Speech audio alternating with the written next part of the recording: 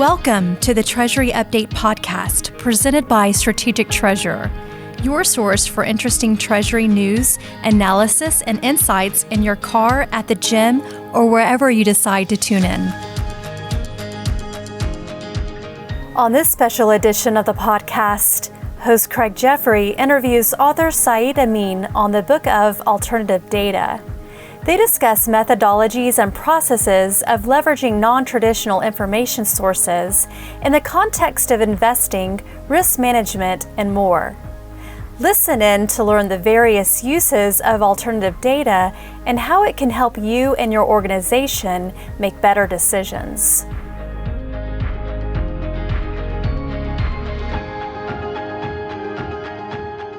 Welcome to the Treasury Update podcast, Saeed.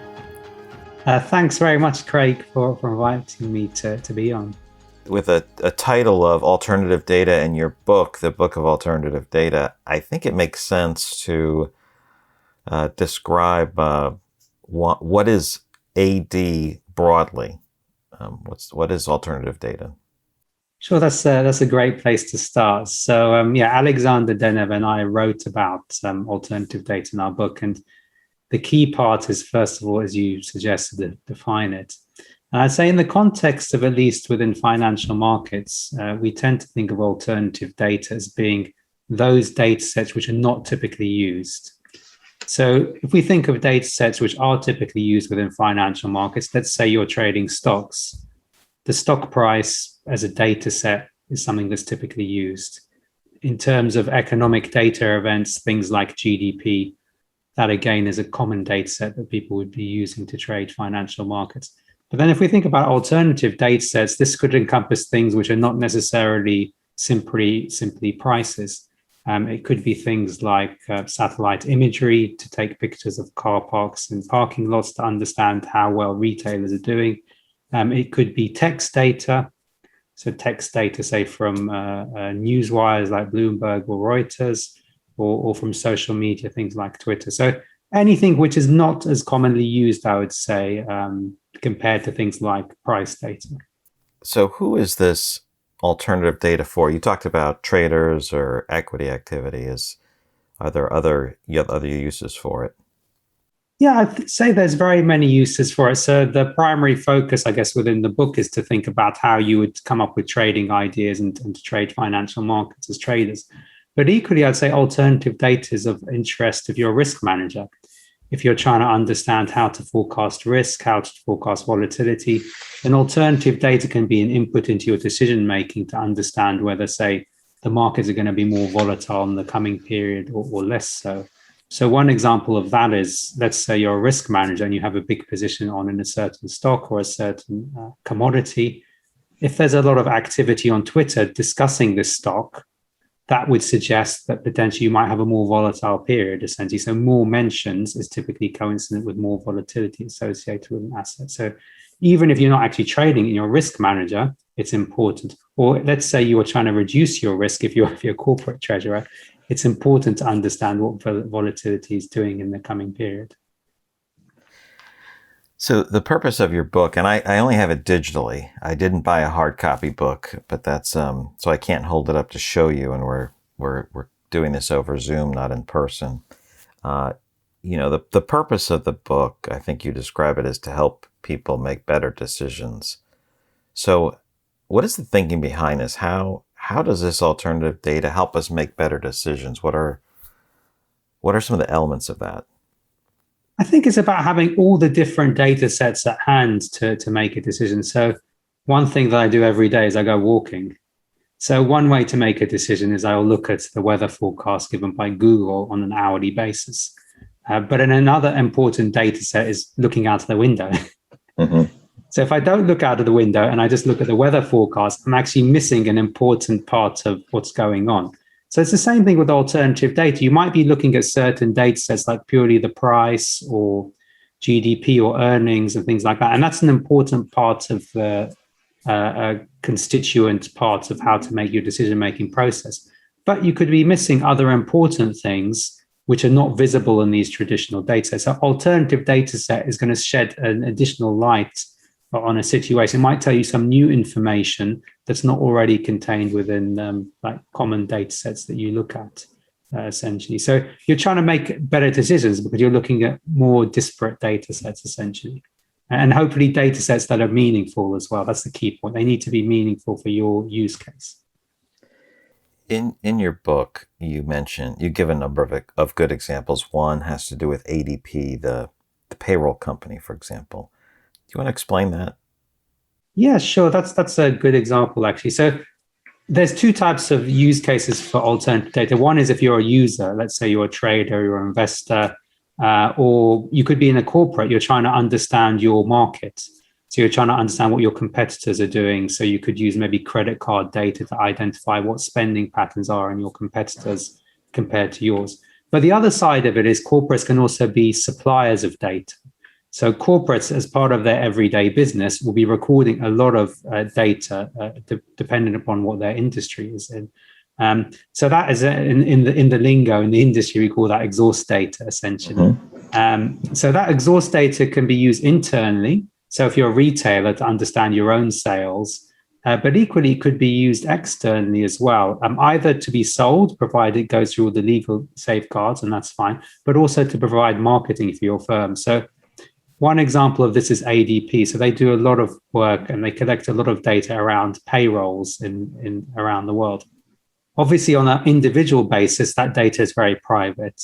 It's not something that you'd want to release externally. But once you aggregate that up into the countrywide level, say into the US, that's actually going to give you important information on the labor market in the United States.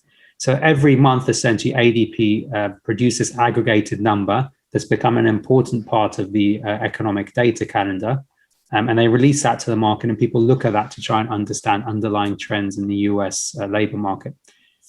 That's given away freely to the market, but ultimately, every time it's mentioned in the press, every time it's mentioned anywhere, then you have ADP mentioned. So it essentially becomes like a marketing exercise to boost the profile of that firm. So that's another way, essentially, that corporates can kind of monetize their alternative data sets. One, either through selling, provide legally it's okay to do that.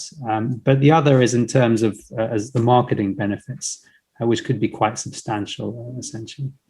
There's a couple terms in your book that you use that are, I hope, become more mainstream. One is what you just mentioned, exhaust data that's created just in the course of business that's taking place, and the other is lag data. Can you explain why you have a term lag data and what that means? So this has been particularly apparent over the past year with the unfortunate events around coronavirus. Typically, when you have, say, GDP data or employment data, that's going to be for the recent period. Maybe like it might be quarterly data or monthly data. But typically, there's going to be a lag between when the data has been recorded and when it's released, essentially, to the public.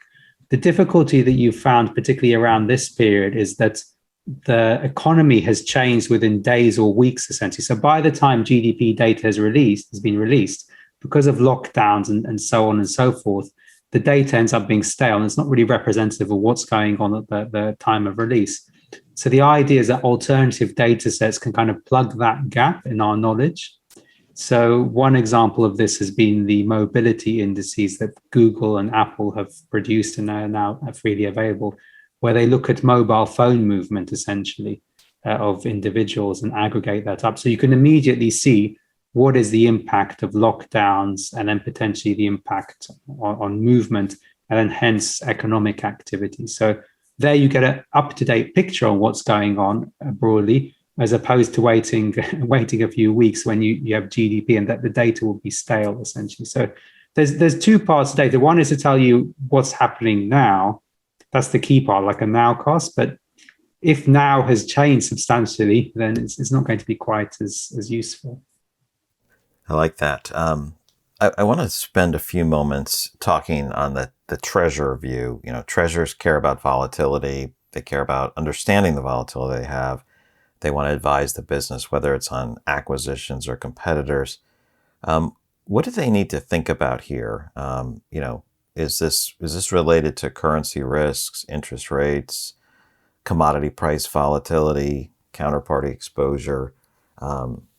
Any thoughts on that, or how this would apply to treasurers? Well, the thing is, for each of those use cases, there's likely to be different alternative data sets that are important. So in terms of commodities, let's say you have, say, a food company.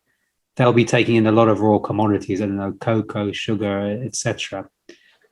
You can use alternative data sets to understand what potentially harvests will be like in these areas.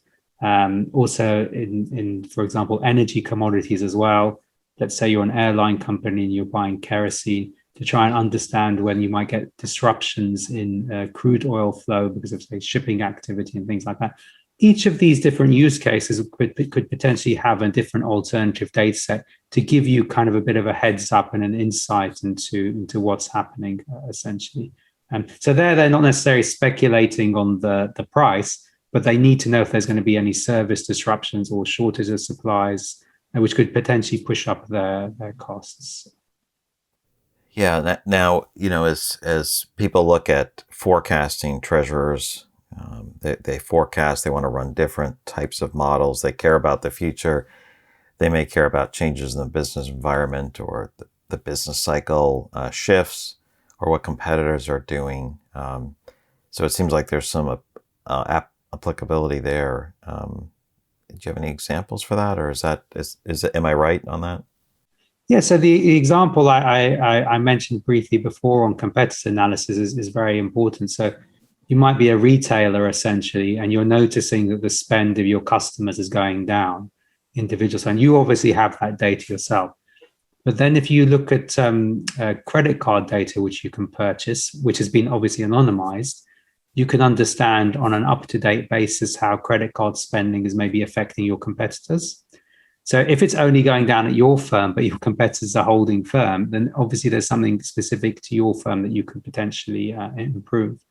If it's something where it's an industry-wide issue over, say, the past few weeks, then potentially that's something that also needs to be flagged as well. So again, this is not about trading financial markets or anything like that. It's just about understanding your competitors better. And then here, alternative data could be quite important in this context. We've talked on the podcast at different times about how data is exploding. There's massive quantities of data everywhere, from the Internet of Things to, just to, this more than doubling every couple of years of data. And so that's part of the background, I think, for the book of alternative data and the concepts here. That there's tons of data. How do you filter through it? And then there's this increased rise or expectation of financial professionals to manage risk. I guess when you think about that, is not every data set's useful. How do we cut through this? How do we figure out what's important? Well, one thing that Alexander and we wrote in the book was to have a checklist. And this is actually quite common if you talk to people within the alternative data space, to initially have some sort of checklist. So what type of assets are you interested in looking at, first of all? So if let's say you're following Apple very closely, you might want to try and find data sets which look at estimations of, say, iPhone sales in different countries, maybe web traffic to Apple, the number of app downloads, etc. So those data sets will be very specific. If you're looking at another stock, say something like, say a construction company, any data set related to iPhone sales, it might be useful on a broad basis for economic cycle, but it's not going to be quite as relevant as it is if you're trading Apple stock directly. So try and think about data sets that are relevant to your use case, essentially, in the assets that you are trading. So that's one way, that's one thing on your tick list. Also, to try and understand the cost of the data set as well. So what is the cost of the data set versus the potential upside for you of knowing that information? If a data set costs $500,000, but you think you can only make $200,000 from it, then obviously that's obviously not a good example. So typically people try and, like, within the industry as a ballpark, like I've heard people thinking like a 10 times return. So if you spend $10,000 on a data set, you hope to make maybe $100,000 or something like that. Admittedly, it's quite difficult to quantify this number. unless you're like systematically trading. You can just about try and quantify that number, but if you're using it more in terms of your general decision making, it is more difficult to do that. But I would advise having some sort of checklist to at least discount data sets immediately, because it's going to take a lot of time and effort to go through data once you trial it. So you can't trial every single data set on the market. There's thousands and thousands of, I think it's probably at least 1,000 or 2,000 alternative data sets out there actually at the moment at the bare minimum. This checklist idea of seeing what assets can be used, part of that discussion ties into your concept of or the concept of a robust signal. This data provides some type of signal. What's robust? What's relevant? What will give you a robust signal? I think one way to try and understand a robust signal is to try and look at a historical performance of that signal. So obviously, past performance is not a guarantee of future performance. Like, I'm sure we have to say that as a disclaimer, but it can at least give you some sort of insight for the future. And also to try to join together different sorts of data sets. So if we give the example of the retailer, we can have a data set that looks at satellite imagery of car parks. We can also maybe look at location data from mobile phones. We can also look at website traffic to that retailer. We could look at credit card data as well. So each of these data sets will hopefully together give you a more accurate signal to try and understand earnings versus one of them individually. So this idea of augmenting together, combining different data sets together, I think that's the really powerful idea. You might find that one specific data set is not going to give you that much information, but the cumulative effect of several different approaches are actually going to help. It's just like, I like running, for example. There, it's all about training. So you want to be able to train for long distances and also for speed. And then if each of these are brought to your game, then you'll be a better runner ultimately. So on this retailer and looking at something like the satellite image of the car park or parking lot, and you see maybe it's moved from 3/4 full to half full, is that might provide some insight. Is there fall off on that? But in this shelter in place or COVID environment, maybe there's more online deliveries or something. So you might use multiple sets of alternative data. Yeah, essentially. So then you would need to try and understand, say, website traffic or credit card transactions. So hopefully together, each of these will cancel out some of the issues of the other. As I've been reading on the alternative data, and you and I've talked a little bit, is the value of alternative data to make better decisions, and maybe this is a wrong contrast, but is it more because there's another view, an additional perspective on what's happening, or is it more because you might be able to see something earlier, something more current? Like if you're looking at the overall economy, it's this gives an indication a week ago versus 2 months ago from government statistics. Is it more timing or completeness of picture? I think it's both, actually. It's both. It's one, trying to get an idea of what's happening quicker than official data and the rest of the market. But also it's trying to build up a more complete picture as well. So yeah, it's both. I would say it's both facets of that. So ultimately, if everyone uses the same alternative data set, then potentially over time that edge will kind of decay. But the flip side then is if you're one of the few people that don't look at it, you'll have a blind spot essentially. So alternative data, I think at least to begin with, you want it to have an edge, but later on, if a data set becomes more commoditized, you kind of have to look at it because everyone else has access to it. So you're sort of defining what's the alternative to using alternative data. It's falling behind, not having the edge to falling behind. Yeah, I would say so. You don't want to end up falling behind essentially if other people are using the same data sets. Because any sort of data or technology, to begin with, you get the early adopters, but then later on it becomes more commoditized, and then more people will use it. Sometimes when I think about data, I think of it all in tables or a relational database. That's not always the case. when we spoke a little earlier, you talked about, figuring out what the Fed is doing and what they're saying to their statistics. And you mentioned ways of getting at the data. I think you were discussing natural language processing, or NLP, on that. Yeah, sure. So it's a data product that my firm Q Macro has created. So essentially, we look at the various Fed speeches, the minutes, and so on. And typically, economists will read these to get an idea of what the Fed is likely to be doing in the future. But the idea here is we do this on a systematic basis and essentially read all of these texts, I guess, over the past 25 years, and then apply natural language processing to it to come up with a specific sentiment score. So the idea there is we're trying to give you kind of a quantitative way to interpret what are typically qualitative views within Fed statements and speeches, and to do that in a systematic way. Essentially. So you've got a 25-year history of relative Fed sentiment, looking at what they've been saying to the market and to the public. As we finish up, are there any other points that you want to leave the audience with, or maybe a point you want to emphasize for people to take away?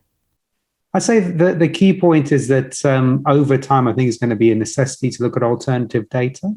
Because you don't want to get left behind, essentially. And not doing anything could put you at a disadvantage. And the parallel I would give is within like corporate treasury, is it FX hedging. So I'm basically a currency guy. So that's where my main focus has been over the past 15 years. But there you have the same thing, in that you can choosing not to do a hedge could give you exposure to more risk. So not doing anything can actually be riskier than doing something there. So I'd say the same issue is also potentially, you could see that with alternative data in the next few years. So it's important to get ahead of the curve and get into the space now, rather than 10 years in the future when it's probably a bit too late to get into it. You've reached the end of another episode of the Treasury Update podcast. Be sure to follow Strategic Treasurer on LinkedIn. Just search for Strategic Treasurer. This podcast is provided for informational purposes only, and statements made by Strategic Treasurer LLC on this podcast are not intended as legal, business, consulting, or tax advice. For more information, visit and bookmark strategictreasurer.com.